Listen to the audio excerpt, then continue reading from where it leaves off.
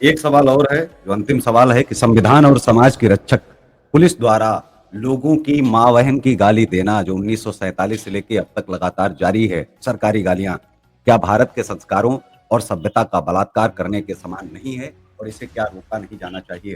जी। नहीं, बिल्कुल भी abusive and filthily language is not acceptable. अगर आप ह्यूमैनिटेरियन ग्राउंड पर या संस्कार के तरीके से अगर आप देखते हैं तो भी एक्सेप्टेबल नहीं होता है, और अगर आप संवैधानिक और कानूनी तरीके से देखते हैं तो भी एक्सेप्टेबल नहीं होता है। लेकिन बात ऐसी है कि अगर कोई कुत्ते की दुम टेढ़ी की टेढ़ी रह जाए तो उसको सीधी करने के लिए कभी कभी क्या करना पड़ता है कि गाड़ना नहीं पड़ता है, उसको काट देना पड़ता है। मैं ये नहीं कह रही हूँ कि आप कोई पुलिस वर्दी में गालियां दे रहा है तो वो ठीक है, मैं ये बिल्कुल नहीं कह रही हूँ। लेकिन अब मुख्तार अंसारी जैसे लोग सामने आ जाएं, अकबरुद्दीन अवैसी जैसे लोग सामने आ जाएं, तो क्या किया जा सकता है? अब जी। उनको उनकी जुबान में जवाब देना तो जरूरी पड़ ही जाता है, क्या किया जाए? अब आप बताइए। अब मैं भी इतने सारे मौलानाओं के साथ एज अ पैनलिस्ट में बैठती हूँ, तो मैं भी वो जब बदतमीजी करते हैं तो मैं भी कहती हूँ कि भाई माँ बहन करना सबको आता है, सबको आता है। पर मैं बिल्कुल। अपनी सभ्यता भूल नहीं रही हूँ। लेकिन ये बैरिकेड कभी तो टूट सकता है, पिछले 5 साल से मैंने तोड़ा नहीं है, लेकिन मैं इसकी गारंटी भी नहीं ले सकती हूँ कि नहीं टूटेगा। हो सकता है जिस तरीके से मौलवी मुल्ला मेरे माँ को, मेरे बाप, मेरे पिता को, मेरे अम्मा अब्बा को, मेरे बेटे को गालियां दे देते हैं, हो सकता है मैं भी उनको कभी गाली दे दूं, हो सकता है। जी। तो नाजिया सिचुएशन जो इलाही होती खान पर है, राष्ट्रीय स्तर पर तो आपने बताया कि अंतर्राष्ट्रीय स्तर पर पाकिस्तान में भी हालाँकि अब वहाँ मज़ाक-मज़ाक शुरू हो गया है, एफआईआर भी जो है कर दी है, संतुष्टि वहाँ मिल रही है क्योंकि सरकारें भी इस तरह से देखती हैं और आप जाकर के जो है किस तरह से मैं पहले ही कह चुका हूँ, भारत के अंदर आपके ऊपर कितनी एफआईआर हैं और किन धाराओं में हैं और किनके द्वारा की गई हैं अगर यदि हैं? क्योंकि लोगों के सवाल आए थे कि ये भी हम जानना चाहते हैं कि किस तरह से प्रताड़ित जो है किया जा रहा है, क्या वाक़ई में प्रताड़ित किया जा रहा है? जी। भारत में मेरे ऊपर बेशतर जो एफआईआर हैं वो हेट रेट स्पीच को लेकर के हैं। हालांकि पश्चिम बंगाल में जितने भी एफआईआर मेरे ऊपर 2024 में हुए थे, जो कंटिन्यूअसली एफआईआर हो रहे थे, हुँ। वो कंप्लेन लेटर था ब्लास्फेमी का। और हमारे संविधान में या हमारे कानून में आईपीसी सीआरपीसी तो अब नहीं रहा, लेकिन बीएनएस और बीएनएस बीएनएस इसमें और बीएनएस है। आईपीसी और सीआरपीसी सबको अगर मिला भी दिया जाए तो भी ब्लास्फेमी का कोई सेक्शन हमारे भारत में नहीं है। लेकिन नहीं। ब्लास्फेमी का कंप्लेन लेटर एक्सेप्ट करके हेट स्पीच का एफआईआर यहाँ पर मेरे ऊपर बहुत सारा, मतलब मैं काउंट नहीं कर सकती कितना हुआ है। तो वो बेल बॉन्ड तो भरना ही पड़ा, बाकी तो मैंने खुद ही देख लिया, पैसा बच गया वकील का, लेकिन बेल बॉन्ड भरना पड़ा है। तो तकरीबन तकरीबन मैंने 7.5 लाख रुपए बेल बॉन्ड भरा है। जी। तो इस तरीके कैसे के मैनेज करती हैं, किस तरह से संगठन आपके साथ में क्योंकि ये जो आपके खिलाफ एफआईआर हो रही है, इसमें भी मैं ये जानना चाहूँगा कि क्या संगठन है इसके पीछे समूह बना कर के वो इस तरह से एफआईआर और चीज़ें करते हैं क्योंकि उनका भी तो पैसा बर्बाद हो रहा है। कोई एक आम व्यक्ति तो चला नहीं जाएगा, भले ही आपसे वो नफ़रत कर रहा है, लेकिन वो नहीं जाएगा कि एफआईआर करने के लिए। तो क्या ये एक समूह बना कर के पूरा काम किया जा रहा है? अगर यदि दूसरी तरफ से समूह बना कर के किया जा रहा है, तो इस तरफ से सिर्फ़ आप अकेले लड़ रहे हैं, वन मैन आर्मी के तहत या फिर आपको भी संगठन जो है वो सहायता दे रहे हैं कि ठीक है, एक्शन और रिएक्शन में जो है कहीं न कहीं समूहों को साथ खड़ा ही होना चाहिए या जो आपके प्रशंसक हैं, जो बहुत सारे संगठन हैं जो आपके प्रशंसक हैं, वो दूर से केवल तालियाँ पीटते रहते हैं, वो साथ में खड़े नहीं दिखाई देते हैं। असल में जहाँ होना चाहिए कि नाज़िया इलाही खान के साथ आना चाहिए, तो उस वक़्त वो इतनी दूर भाग जाते हैं कि कहीं हमको धोखे से फ़ोन ना कर लें। अगर फ़ोन कर लिया तो जी, आप समझ रहे हैं कि नहीं, नहीं, जो मेरा सवाल है? पहले मैं आपको पहले सवाल का जवाब दे दूं और शांतिपूर्ण मुझे पूरा सवाल जवाब मुकम्मल करने दीजिएगा कृपया। जी। पहली बात कि जो लोग मेरे ऊपर एफआईआर कर रहे हैं वो सबके सब मुसलमान हैं, लेकिन उसमें दुर्भाग्य की बात है कि एक दो हिंदू भी है, एक दो हिंदू भी है, जो लिब्रांडो हिंदू है, बाबर के कब्रिस्तान जाने वाला हिंदू है, तो ऐसे हिंदू भी है। लेकिन ये जो शांतिपूर्ण समुदाय मेरे ऊपर एफआईआर करता है और हर रोज चला जाता है, डेफिनेटली वो अपने पॉकेट से पैसा नहीं दे रहा है, बिल्कुल नहीं दे रहा है। आप एक से तीन तीसरे कप चाय किसी को पिला दीजिए तो आप जोड़ने लगिएगा कि भाई ये दूसरे दिन ना आए, नहीं तो ये तो महीने का इसके ऊपर मेरे को 2,000 रुपए खर्च करना पड़ेगा चाय पिलाने में। तो ये जो व्यक्ति हैं इनको पाकिस्तानी फंडिंग होती है, और खास करके पश्चिम बंगाल के मुसलमानों को पाकिस्तानी और बांग्लादेशी फंडिंग होती है।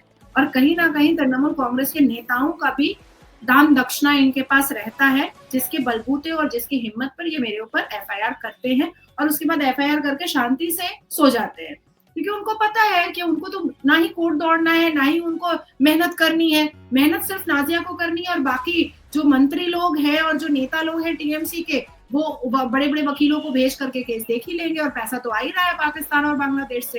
अब आपने कहा कि जब आप परेशानी में आती हैं तो फोन नहीं उठता है, ये बिल्कुल गलत है, बिल्कुल गलत है। देखिए, पैसे की मदद तो मैं अपने अब्बा से भी नहीं लेती, मैं अपनी अम्मा से भी नहीं लेती। जब से मैं विडो हुई, मैं तब से अपना और अपने बेटे का पालन पोषण मैं खुद ही करती हूँ। ये मेरी जिद है कि मैं किसी के सामने हाथ नहीं फैलाऊंगी। लेकिन एक सपोर्ट जो होता है, एक पिलर सिस्टम जो होता है, वो मेरे साथ कट्टर हिंदू हमेशा खड़े होते हैं। मैं हॉस्पिटल जाती हूँ, पूरी जितनी देर मैं हॉस्पिटल में रहती हूँ उतनी देर वो साथ में होते हैं। मेरी जो लीगल टीम है वो मेरे चेहरे से मुझे पहचान लेती है कि मैं कब परेशान हूँ और कब मैं बहुत खुश हूँ। मेरे जो स्टाफ मेरे साथ काम करते हैं वो मेरी शक्ल से पहचान लेते हैं। मेरे जो लोग मेरी स्पीच सुनते हैं उस स्पीच के बाद बोल देते हैं कि दीदी आज आप डिस्टर्ब थी, आज आपने दिल से स्पीच नहीं दिया, बताइए पहले कि क्या बात हुई है। तो मैं बहुत ही ब्लेस्ड हूँ। मैं भगवान की बहुत, मतलब मैं कैसे बोलूं कि मेरे ऊपर बहुत आभार है कि लोगों ने जो प्यार और जो स्नेह मुझे दिया है। मुझे लगता है कि शायद ये मुझे मेरे मजहब वाले तो नहीं दे पाएंगे और देना भी नहीं चाहते हैं, लेकिन स्नेह मुझे बहुत मिला है। मेरे फोन ना करने पर भी न्यूज में लोगों ने देखा कि मेरी गाड़ी के ऊपर अटैक हुआ है और बिटवीन 1 आवर जिस तरीके से बजरंग दल के लड़के, जिस तरीके से विश्व हिंदू परिषद के लड़के, जिस तरीके से नमो सेना के लड़के आकर के मेरे प्रोटेक्शन के लिए खड़े हुए, उसकी तारीफ करने के लिए मेरे पास शब्द नहीं है। हाँ, ये मैं जरूर कह सकती हूँ कि आज तक ना ही मैंने किसी से 1 रुपए मांगा है और ना ही किसी ने 1 रुपए मुझे दिया है। अब ये जो मैंने 7 लाख 7.5 लाख रुपए जो मैंने अपने बेल बॉन्ड में पेमेंट किया है, उसका मेरे पास प्रूफ है कि मैंने अपने बेटे की एफडी तोड़ी है और मैंने अपनी कुछ ज्वेलरी को बेच करके मैंने वो बेल बॉन्ड पे किया है, जिसका सबूत अभी भी मेरे पर्स में, अभी भी इस वक्त भी मेरे पर्स में। जी, नहीं दिखाने की आवश्यकता नहीं है। और ये देखो जी, ये स्लिप अभी भी मेरे पर्स में है कि ये मैंने 7 रिंग एक साथ मैंने बेचा है और बेच करके वो पैसा लेकर के मैंने कोर्ट को जमा किया है बेल बॉन्ड के लिए। नाजिया, जब हम कोई लड़ाई लड़ते हैं और किसी युद्ध के लिए निकलते हैं तो नेताजी बोस कहते हैं कि हमें सफाई नहीं किसी को देनी है, क्योंकि हम तो युद्ध में उतर चुके हैं, हम वो योद्धा हैं। चाहे हमको कुछ भी बोला जाए, हम सिर्फ जो है वो अपने लक्ष्य के लिए समर्पित हैं। अब आपको हम कुछ चेहरों के नाम बताएंगे और आपको सिर्फ बताना है कि आपके मन में ख्याल क्या आता है इस देश के अंदर। नरेंद्र मोदी, राहुल गांधी। राहुल गांधी पप्पू, नरेंद्र मोदी पिता। नरेंद्र मोदी पिता। नेताजी सुभाष चंद्र बोस। और साथ ही दूसरा चेहरा नेहरू का, जब एक साथ आप फोटो देखते हैं। नेताजी सुभाष चंद्र बोस देश के पुत्र और नेहरू सनातनियों को मामू बनाने वाला। जी, 2 चेहरे और हैं जो वर्तमान समय में जो बातचीत की जाती है, डॉक्टर सुब्रमण्यम स्वामी और साथ में सोनिया गांधी।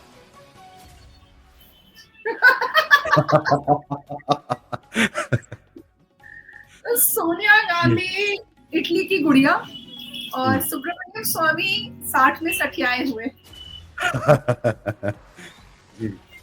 वरुण गांधी को कैसे आप देखते हैं भारतीय राजनीति में? अब हम छोटे-छोटे टॉपिक पर सवाल भी करेंगे कि वरुण गांधी के साथ गलत हुआ है भाजपा में, ठगे गए हैं, क्योंकि शुरुआत में बहुत हिंदूवादी नेता जो है माने जाते थे। उनके साथ वाकई में क्या गलत हुआ है जिस तरह के आरोप लगाए जाते हैं भाजपा के ऊपर, या फिर भाजपा ने कभी उनको बढ़ने नहीं दिया? जी। नहीं, ऐसा कुछ नहीं है।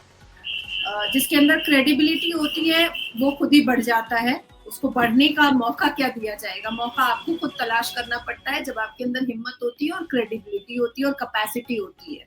मुझे क्या किसी ने परोस के दिया था? नहीं, मेरे अंदर क्रेडिबिलिटी थी, लोग मुझे सुनने लगे। मुझे ऐसा लगता है कि वरुण गांधी पे मुझे तरस आता है, जो अपना परिवार ही जब उनके साथ वफादारी नहीं कर सका, तो फिर जनता क्या ही वफादारी बेचारी करती। दिल्ली के अंदर अरविंद केजरीवाल अब विपक्ष में भी नेता नहीं रहे हैं। आने वाले समय में कैसा फ्यूचर आप उनका देखते हैं? क्योंकि प्रधानमंत्री तक की दौड़ लगा रहे थे, दौड़े-दौड़े जा रहे थे। जहाँ देखो वहाँ कांग्रेस का सफाया किए जा रहे थे। तो पूरी रफ्तार से जो उन्होंने कांग्रेस को रौंदा और वहीं आकर के उनका जो एक छोटा-सा कांग्रेस का रह गया था एक आंदोलन, रहा बचा, वो जब आप कहते हैं, तो मियाँ खलीफा जी का एक आंदोलन जो ज्ञान दे रही थी उस समय किसान आंदोलन के साथ थी। तो वो जो जी, रहा जी। बचा कुछ आंदोलन था उसका भी दमन कर दिया पंजाब में। कैसे देखते हैं आप अरविंद केजरीवाल को कि अभी भी अकड़ है या अकड़ टूट गई है? जी, नहीं, बेवकूफ लोगों की अकड़ कभी जाती नहीं। और आप देखिएगा कि जो खाली पेड़ होता है वो तन कर खड़ा रहता है और जो भरा हुआ पेड़ होता है वो झुक कर खड़ा रहता है। जी, किसी दूसरे के कंधे पर चढ़ करके सत्ता पाने वाला अरविंद केजरीवाल आज बेघर हो चुका है। सिर्फ अपनी सत्ता से बेघर नहीं हुआ बल्कि घर से भी बेघर हो चुका है। जनता को झूठ बोल करके कोई नेता कुछ दिन ही जनता पर राज कर सकता है, पर जनता अपने ऊपर राज उसी को करने देती है जो सत्य पर चलता है और जनता के लिए चलता है। तो मुझे लगता ठीक है। है कि अन्ना हजारे को जो झूठ उन्होंने कहा, जो झूठ का एक जो पूरा माहौल क्रिएट किया था, अन्ना हजारे जी का ही कर्ज उसको लग गया। अनुज चौधरी का एक बयान आया है अभी फिर दोबारा और उसे कहा जा रहा है कि विवादित है। उन्होंने कहा कि देखिए आप सेवइयाँ अगर खिलाएँगे तो गुजिया आपको खानी पड़ेगी। बोले ये तो ज़बरदस्ती कर रहा है। तो कैसे देखती हैं अनुज चौधरी जी बार-बार छेड़ देते हैं?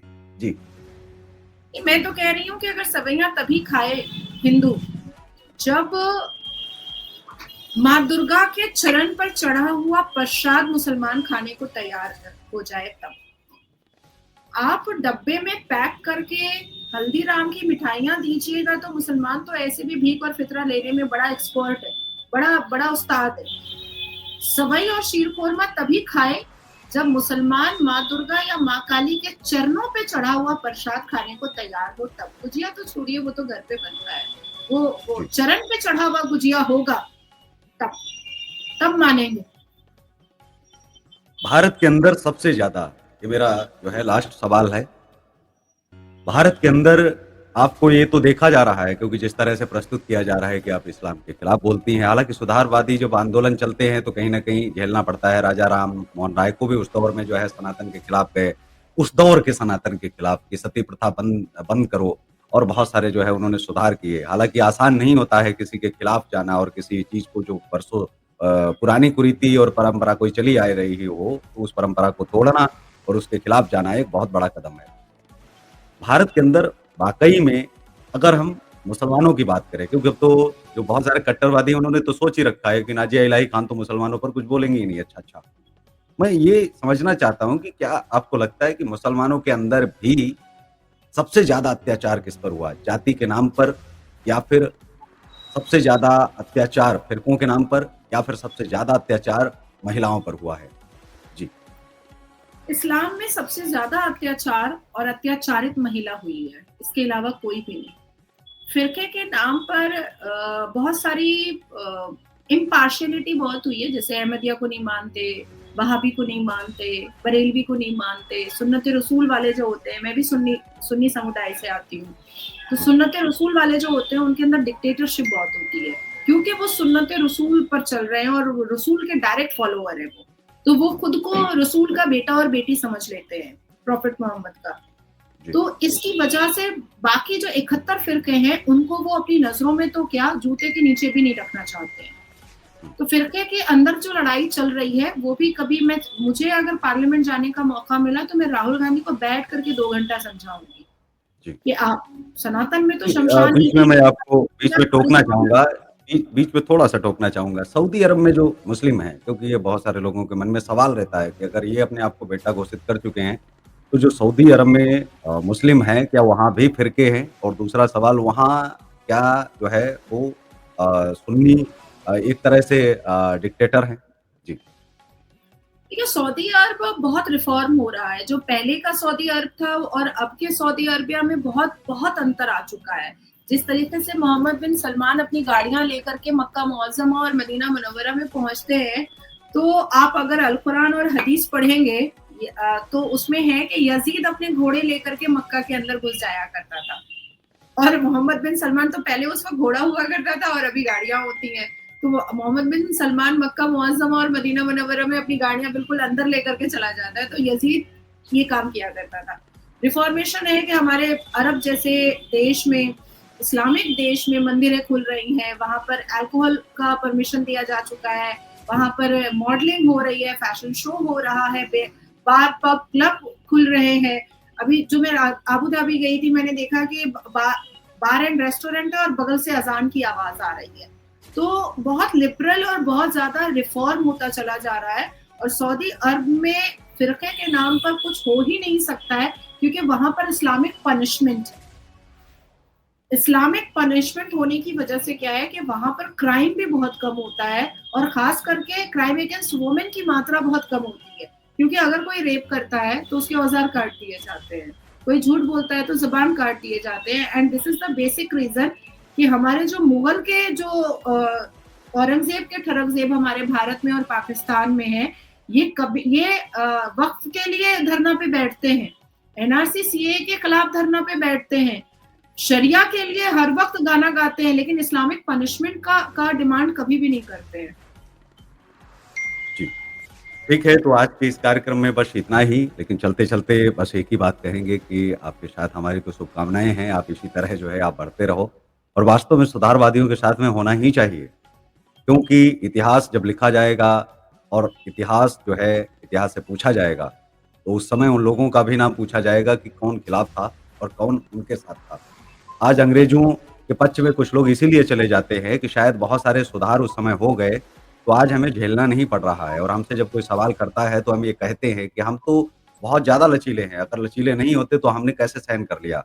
मनुस्मृति जलाई गई तो एक तरह से सरिया ही थी, अगर उसे कहा जाए कि ये नियम कानूनों का एक हवाला कर दिया जाए, फिर भी सहन कर लिया कि ठीक है, मुगल आए तो उन्होंने अपने संविधान, अपने कानून चलाए, अंग्रेज आए तो उन्होंने अपने चलाए और अब संविधान हमारे भारत का स्वतंत्र संविधान है, हमारे देश का संविधान है, राष्ट्र का संविधान है। आने वाले समय में बदलाव होते रहेंगे, तो हम आगे फिर मुलाकात जो है करते रहेंगे, मिलते रहेंगे और जो भी दर्शकों के हमारे सवाल हैं, वो हमें लिख के भेजें ताकि हम अगली बार जब बुलाएँ नाज़िया इलाही खान जी को, क्योंकि फिर हम जाते-जाते एक ही बात कहेंगे कि भूतों के लिए हनुमान और कट्टरपंथियों के लिए नाज़िया इलाही खान जो है हैं। तो देश में ही नहीं, विदेश में भी इनकी धूम मची हुई है और इसी तरह से इनकी जो है धूम वो मचती रहे। इसके लिए आप इनके वीडियो को जो है लाइक भी करें, सब्सक्राइब भी करें, इनको बढ़ाएँ और मदद के लिए भी आएँ क्योंकि ये वहाँ से आती हैं जहाँ शायद हिंदू भी सही से नहीं जी सकता, जबकि हिंदुओं की सरकार है, ब्राह्मण भी सही से नहीं जी सकता, ब्राह्मणों की सरकार है। एक मुस्लिम का जो है आना, वो भी सनातन के रास्ते से, बहुत बड़ी बात है। आपको सैल्यूट है बहन। जय हिंद, वंदे नमस्कार। मातरम। जी। नमस्कार, वंदे मातरम, भारत माता की जय।